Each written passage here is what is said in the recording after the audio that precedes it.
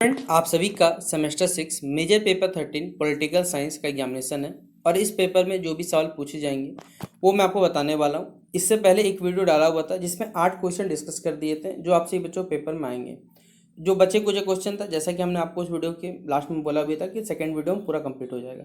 तो चलिए वीडियो को शुरू करते हैं। पसंद आए लाइक शेयर करें, चैनल पर नहीं हो सब्सक्राइब करें ताकि इसी प्रकार जब न्यू वीडियो आएगा आपको अपडेट मिल जाएगा। ठीक है, देखिए क्या है। पहला सवाल है और दूसरे वीडियो का कहा जाए क्वेश्चन नंबर 9 होगा हमारे पास कि झारखंड में नक्सलवाद के कारण और इसके विकास की विवेचना करें। यानी झारखंड नक्सलवाद के बारे में बोला गया, इसके क्या कारण हो सकते हैं और इसका डेवलपमेंट के बारे में विवेचना करना है। तो झारखंड में नक्सलवाद ये हमारे राज्य की सबसे महत्वपूर्ण राजनीतिक और सामाजिक समस्याओं में से एक रहा है। ठीक है, यह आंदोलन बेसिकली भूमि अधिकार, सामाजिक न्याय और जो आर्थिक असमानता है जैसे मुद्दों से जुड़ा हुआ है।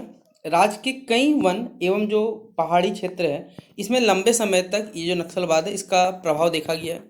नक्सलवाद के देखिए प्रमुख कारणों में से वो है गरीबी, बेरोजगारी, अशिक्षा, भूमि विवाद, आदिवासियों को विस्थापन हो, चाहे विकास की कमी हो, ये सभी चीज़ें शामिल होती है। खनन और जो औद्योगिक परियोजनाएं होती हैं जिसके कारण अनेक आदिवासी जो परिवार होते हैं वो अपनी ज़मीन से वंचित हो जाते हैं। उन्हें उचित पुनर्वास नहीं मिलता और न ही रोजगार नहीं मिलने से लोगों में असमानता बढ़ती है या असंतोष बढ़ता है। सरकारी योजनाओं का लाभ जो है वो दूर दराज में जो रह रहे लोग हैं उनको पूरी तरह नहीं पहुंच पाता है। और यही नाराजगी कहीं ना कहीं लोगों के मन में एक सरकार के प्रति असंतोष यहाँ व्यक्त करती है। ठीक है, झारखंड में लगभग माना जाता है कि नक्सलवाद का जो विस्तार है वो 1980 से लेकर 1990 के दशक में बहुत तेजी से हुआ। जो माओवादी कम्युनिस्ट पार्टी एमसीसी जिसे कहा जाता है और पीपल्स वॉर ग्रुप पीडब्ल्यूजी जैसे कई संगठनों ने अपना प्रभाव यहाँ बढ़ाया। बाद में इन संगठनों के विलय से क्या हुआ, जो भारत में कम्युनिस्ट पार्टी जो माओवादी पार्टी ये बनी जिसने झारखंड के कई जिलों में अपनी गतिविधियां बढ़ाई। समय के साथ साथ जो नक्सली संगठनों ने पुलिस चौकियां होगी, सरकार की जो परियोजनाएं होगी और खनन क्षेत्रों को निशाना बनाया। इसके जवाब में जो भी सुरक्षा हमारे बलों ने उनकी तैनाती बढ़ाई गई, सड़क और संचार सुविधाओं को विस्तार किया गया और विकास योजनाओं को गति देने का यहाँ पर प्रयास किया गया। इस प्रकार झारखंड में जो नक्सलवाद का विकास है वो हमारी सामाजिक आर्थिक जो असमानता है समाज में, भूमि संबंध समस्याओं से जुड़ा हुआ है। जबकि अभी अगर आप हाल के सालों में देखते हैं यहाँ पर तो सुरक्षा और विकास जो है ये आधारित नीतियों के कारण इसका प्रभाव में बहुत सारे क्षेत्रों में कमी भी देखा गया। ठीक है, पहले एक समय में नक्सलवाद जिस प्रकार आपने सुना छत्तीसगढ़ में गढ़ हुआ करता था, झारखंड में कहीं ना कहीं हम लोगों ने देखा हुआ है। ठीक है, तो ये धीरे धीरे इसका इम्पैक्ट अब कम होते चला है। अगला सवाल है, झारखंड में बेसिकली नक्सलवाद के सामाजिक, आर्थिक और इसके राजनीतिक प्रभाव का विश्लेषण करने बोला गया है। ठीक है, ये क्वेश्चन पेपर में आपसे बच्चों के लिए इंपॉर्टेंट रहेगा। तो नक्सलवाद से झारखंड हमारा बहुत लंबे समय तक इस पर गहरा प्रभाव भी पड़ा हुआ रहा। लंबे समय तक जो हमारे वन वाले क्षेत्र हो गए, पहाड़ी क्षेत्र हो गए, इनकी गतिविधियों के कारण इसका विकास कार्य जो है प्रभावित हुआ और आम लोगों के जो जनजीवन में इसका प्रभाव भी पड़ने लगा। सामाजिक प्रभाव बात करें, ठीक है, तो सामाजिक प्रभाव में देखा जाए तो नक्सलवाद के कारण कई क्षेत्रों में भय और जो असुरक्षा का वातावरण बना। शिक्षा और स्वास्थ्य सेवाओं पर प्रभाव पड़ा क्योंकि कुछ क्षेत्रों में स्कूल और जो संस्कारी संस्थाएं उनका संचालन बाधित पड़ा हुआ रहता था। कई परिवारों को अपना गांव छोड़कर दूसरे स्थानों पर जाना पड़ा जिससे उनका सामाजिक जीवन जो है वो प्रभावित होने लगा। फिर आर्थिक प्रभाव पर बात करें तो सड़क है, पुल है, बिजली है, खनन परियोजना जैसी कई विकास योजनाओं में कई बार देरी हुई, निवेशकों का विश्वास कम हुआ और रोजगार के जो अवसर है वो बेसिकली प्रभावित होने लगे। जिन क्षेत्रों में खनन और उद्योग बेसिकली प्रभावित हुआ वहाँ स्थानीय अर्थव्यवस्था पर भी एक नकारात्मक असर पड़ने लगा। राजनीतिक प्रभाव के बारे में बात करें तो नक्सलवाद ने सरकार के सामने जो कानून व्यवस्था है उसको बड़ी चुनौतियां खड़ी कर रखी थी। कई क्षेत्रों में आपको मालूम है चुनाव कराना मुश्किल हो चुका था और सुरक्षा बलों की अतिरिक्त तैनाती जो की जाती थी उसके बावजूद यहाँ पर कोई अच्छा खासा असर तो नहीं देखने को मिलता था। साथ ही साथ इस समस्या ने सरकार को आदिवासी विकास, भूमि अधिकार और कल्याणकारी योजनाओं पर अधिक ध्यान देने के लिए प्रेरित करने का कार्य किया। हाल ही के सालों में हम जो देखते हैं या वर्षों में जो देखते हैं, सुरक्षा अभियान हो गए, सड़क निर्माण हो गया, शिक्षा, रोजगार योजनाएं, प्रशासन की पहुंच बढ़ने से कई क्षेत्रों में जो नक्सलवाद है इसका प्रभाव कम हुआ। फिर भी स्थानीय समाधान के लिए जो विकास, न्यायपूर्ण पुनर्वास हो गया, शिक्षा हो गया और स्थानीय लोगों की जो भागीदारी है ये सभी चीज़ों को मजबूत करना आवश्यक माना जाता है। ठीक है, तो ये क्वेश्चन आपसे बच्चों पेपर में इस प्रकार आएगा तो लिखना है। ठीक है, अगला 11 नंबर सवाल है, झारखंड में नक्सलवाद से निपटने हेतु सरकार द्वारा जो अपनाए गए उपाय हैं उनका आपको मूल्यांकन करना है। ठीक है, कि सरकार ने नक्सलवाद को किस प्रकार उनके प्रभाव कम करने के लिए जो भी तरीके अपनाए गए उसको आपको यहाँ पर बताना है। तो झारखंड में नक्सलवाद से निपटने के लिए केंद्र और राज्य सरकारों ने सुरक्षा, विकास और पुनर्वास पर आधारित बहुआयामी मतलब यहाँ पर बहुत सारे देखा जाए रणनीति अपनाया गया। इसका उद्देश्य केवल हिंसा को नियंत्रित करना ही नहीं बल्कि जो भी नक्सल प्रभावित क्षेत्र है उनमें स्थायी शांति लेकर आना है, उनमें विकास बेसिकली स्थापित करना है। सबसे पहले सरकार ने झारखंड पुलिस, फिर जो सीआरपीएफ हो गया, फिर कोबरा बटालियन हो गया और अन्य सुरक्षा बलों की यहाँ तैनाती बढ़ाई। आधुनिक हथियार दिए गए, ड्रोन, संचार उपकरण हो गए, खुफिया तंत्र का मौजूद किया गया। कई संयुक्त अभियानों के माध्यम से जो नक्सली गतिविधि है उस पर नियंत्रण करने का प्रयास किया गया। विकास के क्षेत्र में देखा जाए तो सड़क, पुल, बिजली, मोबाइल नेटवर्क, स्कूल, स्वास्थ्य केंद्रों का विस्तार किया गया ताकि जो दूर दराज के क्षेत्रों को मुख्य धारा से जोड़ा जा सके। मनरेगा जैसी स्कीम हो गई, प्रधानमंत्री ग्राम सड़क योजना, जल जीवन मिशन और अन्य कई कल्याणकारी योजनाओं को नक्सल प्रभावित क्षेत्रों में प्राथमिकता दी गई। सरकार ने आत्मसमर्पण एवं पुनर्वास नीति को भी लागू किया, जिसके तहत हथियार छोड़ने वाले नक्सलियों को आर्थिक सहायता दी जाएगी, प्रशिक्षण मिलेगा और रोजगार के अवसर यहाँ पर प्रदान किए जाएंगे। हालांकि इन उपायों में कई जिलों में नक्सली प्रभाव में कमी भी है, फिर भी भूमि विवाद आपको मालूम है, बेरोजगारी, विस्थापन, सामाजिक असमानता जैसी कई समस्याएं अभी भी पूरी समाप्त नहीं हुई। इसलिए आप कह सकते हैं केवल अगर आप सुरक्षा कार्रवाई तो प्राप्त नहीं है, क्योंकि अगर आप शिक्षा, रोजगार, न्यायपूर्ण व्यवस्था, पुनर्वास, स्थायी समुदाय की जो भागीदारी को मजबूत करना भी आवश्यक है। इस प्रकार ये सरकार की जो रणनीति सकारात्मक तो रही, लेकिन सफलता तो मिली सरकार को, लेकिन मेरे हिसाब से जो मैं देख पाता हूँ अभी भी ऐसे बहुत सारे क्षेत्र हैं जहाँ पर डर का माहौल लोगों में बना हुआ रहता है। ठीक है, तो सकारात्मक जरूर है, लेकिन कुछ इसके नकारात्मक प्रभाव भी मैंने यहाँ पर देखे हुए, क्योंकि मैं जिस क्षेत्र से आता हूँ वहाँ पर जैसे मैं नाम सुना हूँ टुंडी वाले क्षेत्र में, वहाँ पर कभी न कभी रात में लोगों को जाना डर लगता है। नक्सलवाद का प्रभाव बहुत ज़्यादा था, अभी बहुत कम हो चुका है, लेकिन ये बातें खत्म नहीं हुआ, इस बात को भी आपको मानना पड़ेगा। ठीक है, तो ये था आपका क्वेश्चन 11 नंबर। अगला है झारखंड की जनजातियों के संबंध में जो विभिन्न धारणाएं हैं, क्या परसेप्शन है लोगों का ट्राइबल पीपल को लेके, इसके बारे में चर्चा करना है। तो चलिए आइए बताते हैं इसके बारे में। तो झारखंड की राजनीति के संबंध में समय समय पर विभिन्न विद्वान, सरकार और समाज द्वारा अलग अलग धारणाएं देखिए यहाँ प्रस्तुत की गई है। इन्हीं धारणाओं ने जनजातीय समाज की पहचान, विकास और इसकी राजनीतिक स्थिरता को प्रभावित किया हुआ है।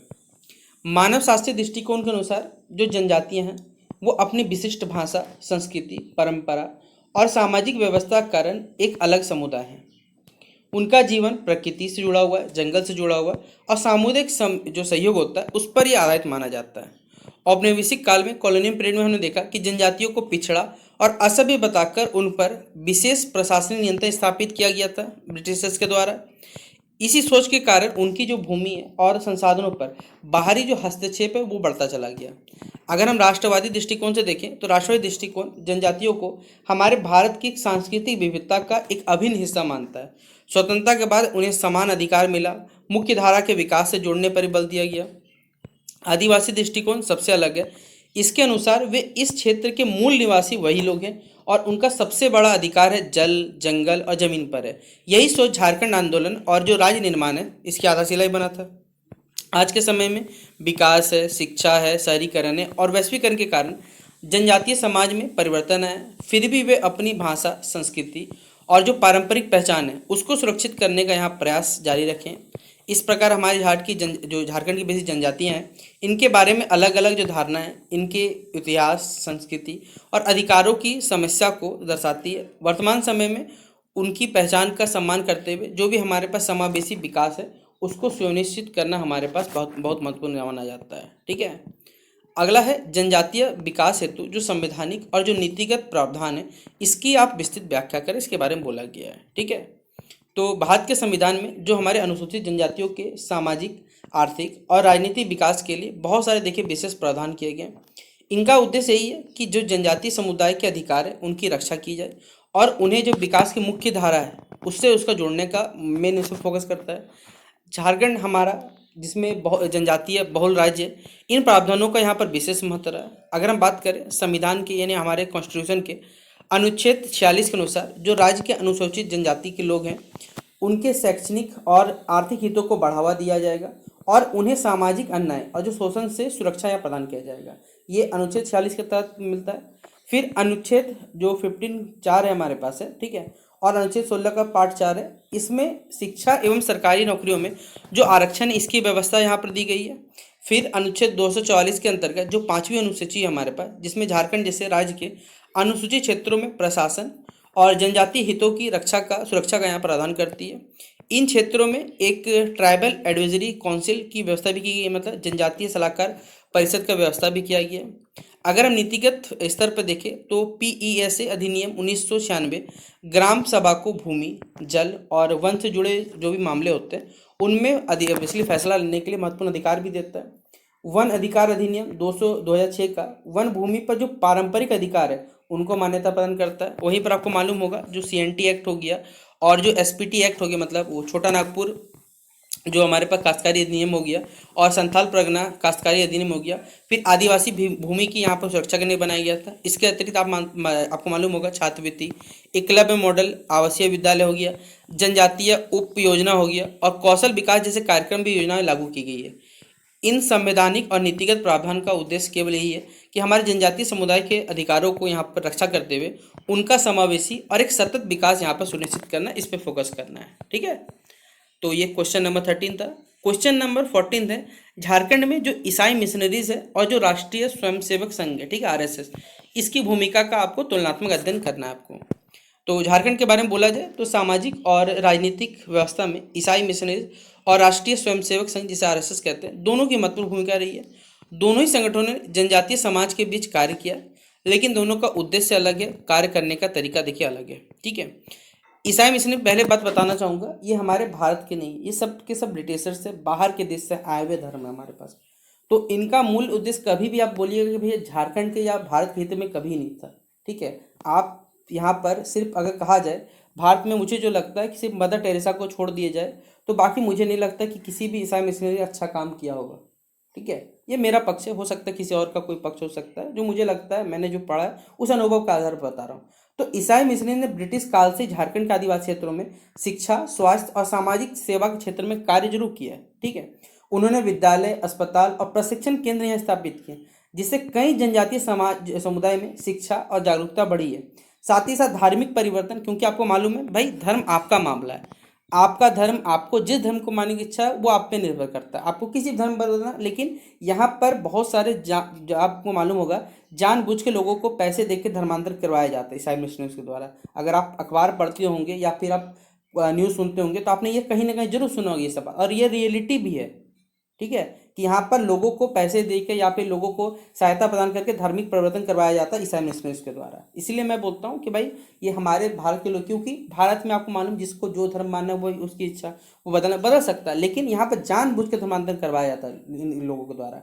दूसरा वहीं और आरएसएस के बारे में बात करें तो जनजातीय क्षेत्रों में जो सांस्कृतिक जागरण है, राष्ट्रवाद है, सामाजिक संगठन पर उन्होंने बल दिया। संघ से जुड़े संगठन जैसे हो गया वनवासी कल्याण आश्रम हो गया, इसने शिक्षा, स्वास्थ्य, खेल और सेवा कार्यों के माध्यम से आदिवासी समाज के बीच में अपनी उपस्थिति बढ़ाई।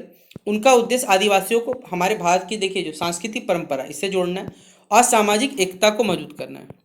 दोनों ही संगठनों ने शिक्षा और सामाजिक सेवा में योगदान दिया, लेकिन उनकी विचारधारा और जो कार्य प्रणाली है दोनों में अंतरस्पर्श दिखाई देता है।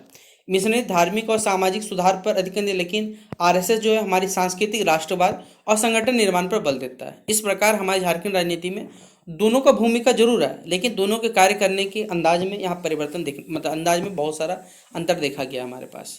और लास्ट क्वेश्चन रहेगा आपसे भी कि झारखंड की राज्य की राजनीति में उभरती हुई जो प्रवृत्तियां हैं, ठीक है, मीन्स जो इमर्जिंग ट्रेंड्स है उनके बारे में आपको विश्लेषण करने बोला गया है। ठीक है, तो झारखंड वर्ष 2000 में जब राज्य गठन के बाद राजनीति केवल सिर्फ अब सत्ता परिवर्तन तक तो लिमिट नहीं रहा, बल्कि अगर बात करें आदिवासी अधिकार हो गया, क्षेत्रीय पहचान हो गया, विकास हो गया, संसाधनों का न्यायपूर्ण उपयोग हो गया, जैसे कई मुद्दे यहाँ पर प्रमुख बन गए।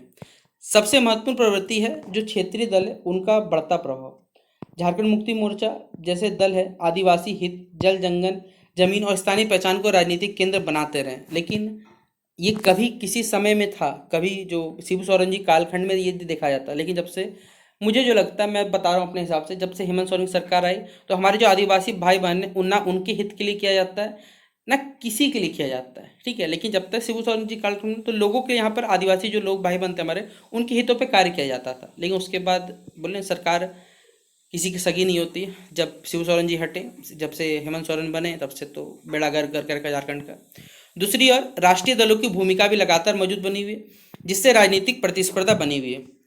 गठबंधन राजनीति आज भी हमारे झारखंड की प्रमुख विशेषता है। विभिन्न दलों के बीच में गठबंधन बनना और बदलने से राजनीतिक समीकरण लगातार बढ़ते रहते हैं। इसके साथ ही युवाओं में रोजगार, शिक्षा, प्रतियोगिता जो परीक्षाओं में पारदर्शिता और डिजिटल माध्यम में राजनीतिक भागीदारी बढ़ रही है। खनन के क्षेत्र में पर्यावरण संरक्षण हो गया, भूमि अधिग्रहण हो गया, विस्थापन जैसे मुद्दों में भी चुनावी राजनीति के महत्वपूर्ण विषय बन गए। महिलाओं की राजनीतिक भागीदारी पंचायत और स्थानीय निकायों में बढ़ी है, जिससे लोकतांत्रिक प्रक्रिया और मजबूत होगी। हाल ही के वर्षों में सरकार जन कल्याणकारी जो योजनाएं होगी, आधारभूत ढांचे के विकास और आदिवासी कल्याण पर विकास विशेष ध्यान दे रही है। साथ ही साथ सोशल मीडिया में भी जनमत निर्माण का प्रभावशाली माध्यम बन गया है। इस प्रकार झारखंड की राजनीति में क्षेत्रीय पहचान, विकास, गठबंधन, युवा भागीदारी और जनजातीय अधिकारों की बढ़ती भूमिका, ये सभी के सभी भविष्य की राजनीति की जो प्रमुख उभरती हुई प्रवृत्तियाँ ये हमें देखने को मिल रही है। तो ये था आपसी बच्चों का मेजर पेपर 13 पॉलिटिकल साइंस का टोटल 7 सवाल, जो आपसी बच्चों को पेपर में 15 मार्क्स और 5 नंबर का सवाल, जिससे आप लोग बना पाइएगा। अब इसके बाद आपसी बच्चों का 1 नंबर का सवाल, वो भी आपको वीडियो मिल जाएगा, जिससे पूरा 75 नंबर कंप्लीट हो जाएगा। तो आप सभी इन वीडियोस को देख लीजिएगा और आपसे बच्चे खुद बोलिएगा हाँ भाई आपने जो जो बताया वो सभी सवाल हमारे पेपर में आए। तो शेयर करें इन वीडियोस को अपने दोस्तों के साथ। बेस्ट विशेष आप सभी बच्चों को। तब तक के लिए जय हिंद, जय भारत।